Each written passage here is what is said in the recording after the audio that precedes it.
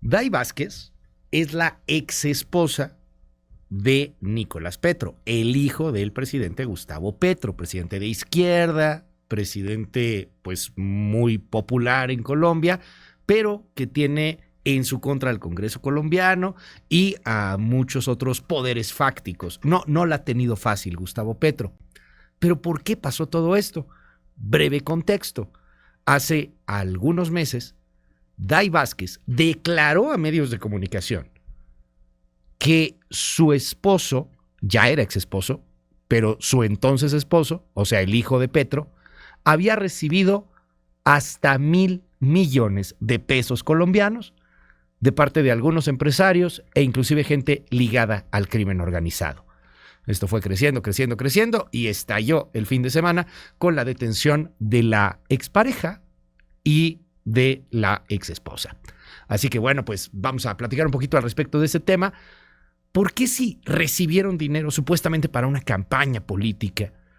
¿Por qué si hay un discurso en contra de la corrupción?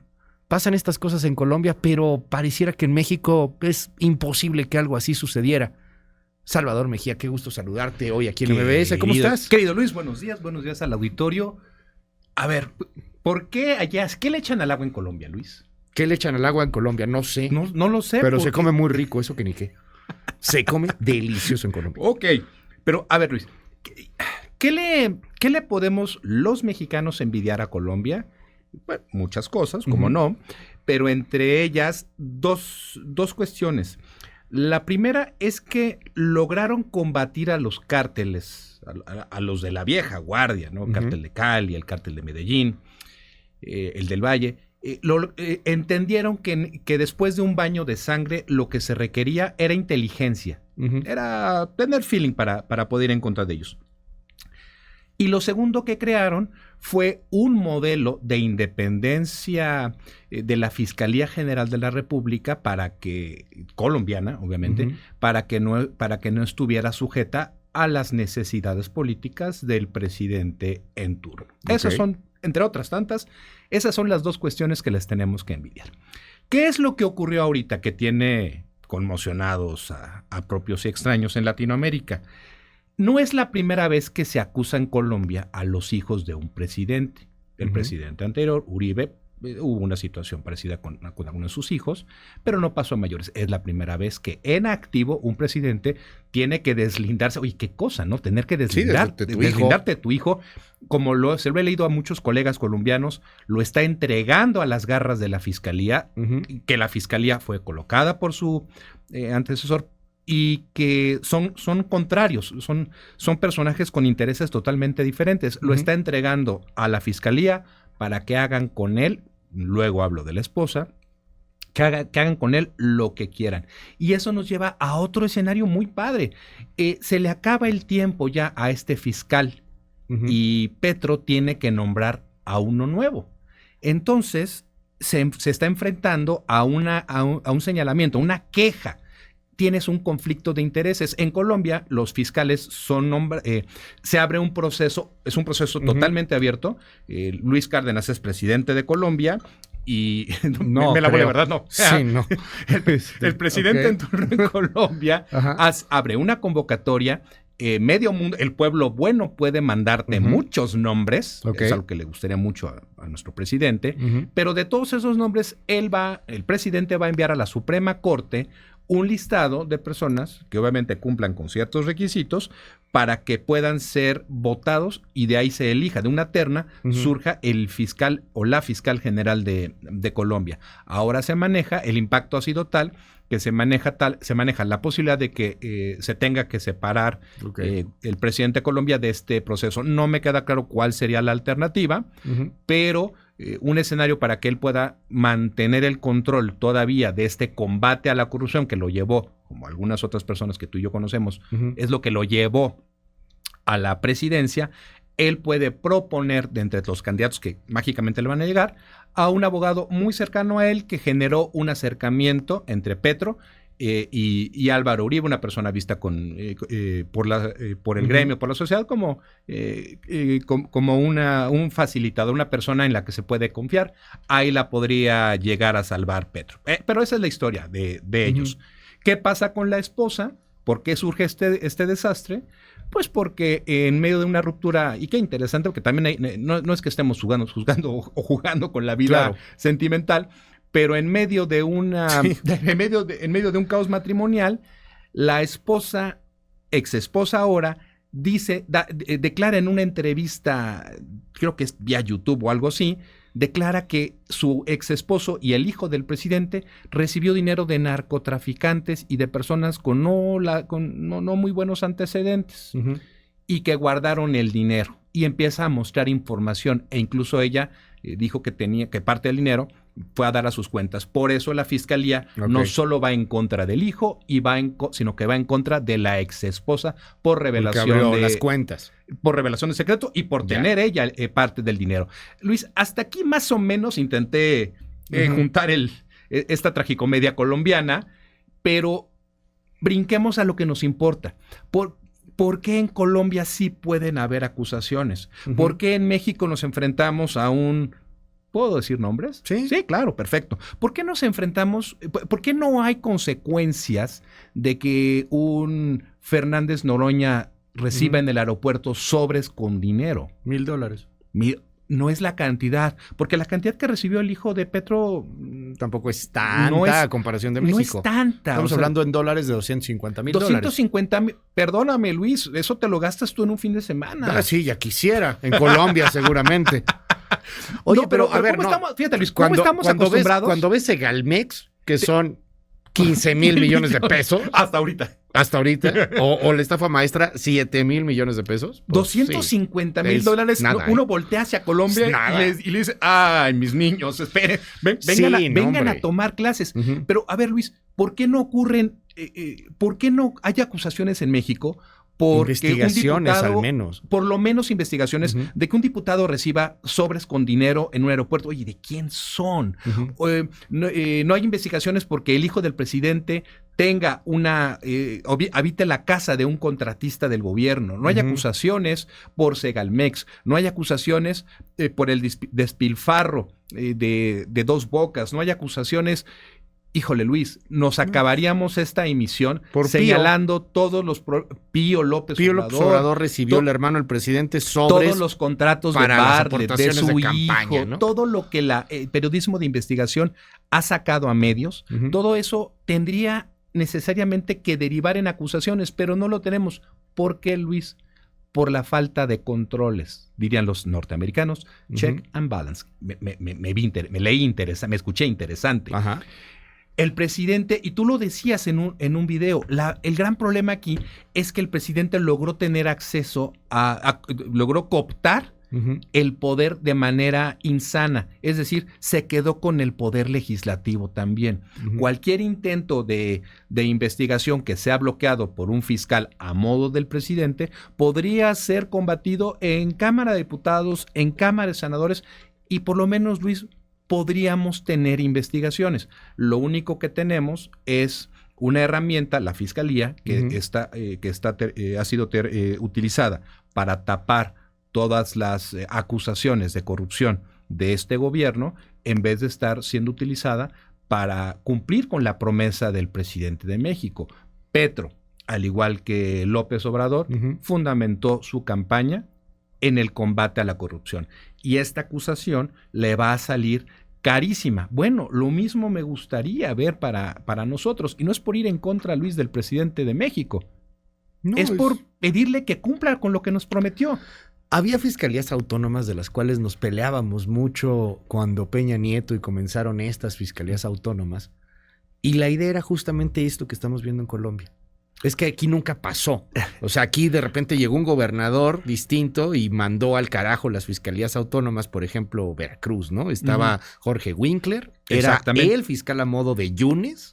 Porque era el fiscal a modo de Yunes. Porque así es. Sí, era o sea, su ni fiscal modo de a que modo. tú pongas a tu rival. Y entonces llega Cuitláhuac y pues lo corre y pone un fiscal a modo, ¿no? Y así pasó en todos los estados de la República cuando inventaron esta tontería de las fiscalías autónomas. Digo tontería, pues porque fue eso. Porque en la práctica no pueden, no han logrado que se desarrollen correctamente. Sí, pero esa es la razón de una fiscalía autónoma. O sea que el fiscal, si va a meter a la cárcel a tu hijo porque hay una acusación contra tu hijo, lo haga. ¿Qué necesitamos, Luis? A ver, así de sencillo.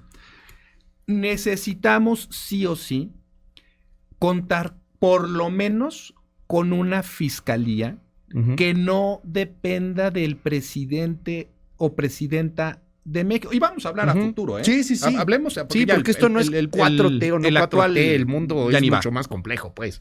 Necesitamos que el presidenta o presidente de México trabaje con una fiscalía, que la persona titular de esa fiscalía no tenga ningún tipo de vínculo con él.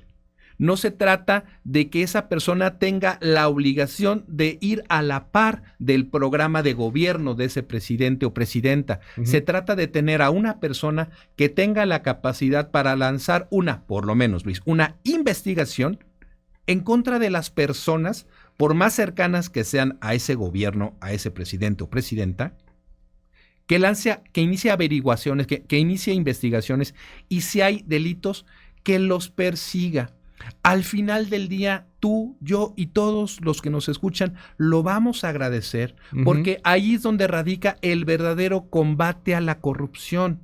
Si tú me dices que hay una investigación en contra, voy a hablar al azar, en contra del sobrino de la próxima presidenta de México por un delito de defraudación fiscal, yo voy a decir que me parece excelente que se conduzcan las investigaciones, y si es inocente o culpable, que eso lo decida un juez. Pero lo que sí sé que no puedo tener, que no podemos seguir así trabajando así, es con una fiscalía que se encargue de hacerle el caldo gordo a un presidente. Me explico, de tapar por un lado acusaciones derivadas de periodismo de investigación, o por otro hacerle el juego a la propaganda política, como por ejemplo, no sé, se me ocurre exhibir cheques de supuestos acuerdos reparatorios que no tienen fondos. Sí, o meterte de pronto en investigaciones contra adversarios políticos. Por ejemplo, emitir un oficio a la Cámara de Diputados solicitando información del diputado de Movimiento Ciudadano. Yo sé que mucha gente va a reaccionar quizá de manera un tanto violenta, porque hoy andamos muy violentos, o hemos estado muy violentos, por desgracia. Pues sí, es que se está polarizando este asunto. Pero con una fiscalía autónoma de verdad, el presidente no creo que hubiera exhibido facturas de Xóchitl Gálvez o de Carlos Loret. No lo hubiera hecho. Porque sabes que ahí sí hay una bronca. Con fiscalías autónomas, de verdad, pues el presidente no diría: oye, no me vengan con que la ley es la ley. Este presidente, pero vendrá otro presidente que, si tiene el Congreso, pues va a poder hacer lo mismo, sea de la oposición, sea una Xóchitl Gálvez que llegue con el Congreso panista, priista, perredista, te cuenta, cosa que no creo que pase. Yo lo veo súper remoto. Pero si tienes este poder absoluto, pues claro que te pasas la ley por el arco del triunfo. Pero en Colombia te fuiste hasta la cocina. Puedes hacer. Te fuiste hasta la cocina. ¿Por qué? Porque hay división de poderes, contrapesos. Pesos y contrapesos. Exactamente. El poder, Luis, te suena esta frase, el poder absoluto corrompe, el poder corrompe, y el poder absoluto corrompe de manera absoluta. El presidente de México se ha hecho mucho daño a sí mismo con las mañaneras. Porque, y lo hemos platicado más de una vez. Sí. A falta de, aquí pegando yo al micrófono, pegándole, a falta de resultados, y ante una situación que ya desborda al país, que es la violencia, no tanta como yo pegándole aquí al micrófono, el presidente lo que ha tenido que hacer es utilizar la mañanera para mantener un discurso de control. Y se ha metido en muchos problemas. Esta denuncia que presentó la senadora Xóchitl Gálvez, pero por supuesto que tiene esencia. Claro que el presidente viola la ley un día sí y dos seguidos también, al mostrar en la mañanera información que está protegida por el secreto bancario y fiscal de sus dicho por él, de sus adversarios. Si tuviéramos una fiscalía autónoma, verdaderamente autónoma, por lo menos habría una carpeta de investigación en contra de lo que ha dicho el presidente. Y sí, Luis, sí, el presidente podría ser objeto de una acusación formal con todo el procedimiento legislativo. Y ser súper francos también, porque, a ver, no es que el presidente haya llegado y tomado la fiscalía. Peña Nieto tenía la fiscalía para hacerle lo que se le pegara la gana. Todavía con el antiguo sistema. Y hizo como cualquier presidente, Luis. Como el tema de la Casa Blanca. Como fue Calderón, con una fiscalía que le permitió hacer todos los presidentes han tenido las fiscalías para hacer lo que se les pegue la gana.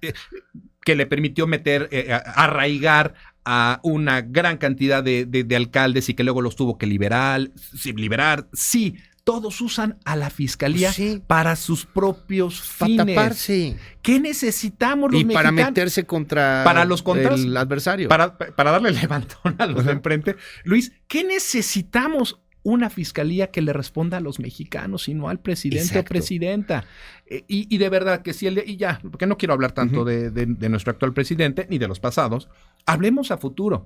Lo que necesitamos es auténticamente a una persona que ocupe la Fiscalía General de la República que no le tenga que agradecer al presidente por el nombramiento. Y para cerrar, hay que también recordar cómo hoy esta oposición que pide una división y contrapeso de poderes, en algún momento también dijo que por culpa de esos contrapesos no se podía avanzar. Y ese fue Fox, y ese fue Calderón.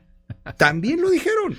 También decían, no podemos avanzar porque vean, ahí están estos diputadetes del PRD, vote por el PAN, métele, quítale el freno al cambio, decía Fox. O sea, pues también por eso nadie les cree. A ver, Luis, por si ustedes no lo saben, hace algún tiempo, durante la elección pasada, Luis escribió, no te estoy hablando a ti, lo estoy hablando a la audiencia. Audiencia, estimados radioescuchas, Luis escribió durante la campaña electoral 3 artículos que me parecen buenísimos. Analizaba el posible escenario de una victoria de Ricardo Anaya, una de Pepe Mid y la de Andrés Manuel. Y en las 3 se hablaba justamente de un Congreso en contra. Y Luis, ahí búsquela, ojalá puedas tutear los links. Yo le dejo a mis alumnos, de estudiar esos escenarios, esas perspectivas. Y aunque Luis planteaba que los presidentes justamente se quejaban de que el Congreso lo tenían en contra y no lo dejaban avanzar con sus propuestas, tendríamos que extrapolar ese artículo, ese escenario a la actualidad. No hubiésemos tenido con un Congreso en contra decisiones tan dañinas para México, y tendríamos la manera de mandar llamar, por ejemplo, al fiscal general de la República para que rindiera cuentas. Los pesos y contrapesos, Luis, auditorio, son esenciales para que México no termine de irse al carambas. Querido Salvador, muchísimas gracias. Qué generoso, por cierto. Hombre, decimos en tu red. Cualquier cosa, cualquier queja, Mica Luis, @ESMGIA. Muchísimas gracias. Dicen, allá sí castigan a los corruptos en Colombia y aquí quieren hacer presidenta a Xóchitl Gálvez, que es corrupta. Si fuera autónomo, sí meterían a la cárcel a Xóchitl, dicen aquí en el WhatsApp. Pues allá ellos. Ja, que demuestren que tus corruptelas son delitos, dicen aquí. ¿Por qué no van contra Xóchitl Gálvez en la fiscalía? Ahí está, tampoco son autónomos. Entonces, ¿la fiscalía defiende al gobierno y ustedes defienden a la oposición o cómo? ¿Dónde está la diferencia? Bueno, de la fiscalía a 2 tipos hablando en la radio, sí hay una diferencia brutal, pero brutal. Agradecemos mucho que consideren este espacio, pero no, evidentemente no. Sí hay una diferencia brutal entre opiniones y bueno, pues el hecho de que una fiscalía haga o no haga cosas, ¿no? Con Calderón, Fox y Peña Nieto sí había una fiscalía independiente y eficaz. No la había. Era también... Ahí está el michoacanazo, punto. Sí, exacto. Ahí está el michoacanazo. Lograron meter al Centro Nacional de Arraigos a todos estos alcaldes de Michoacán y acusados de ser metidos con la delincuencia organizada, y a todos, salvo a uno creo, todos salieron libres.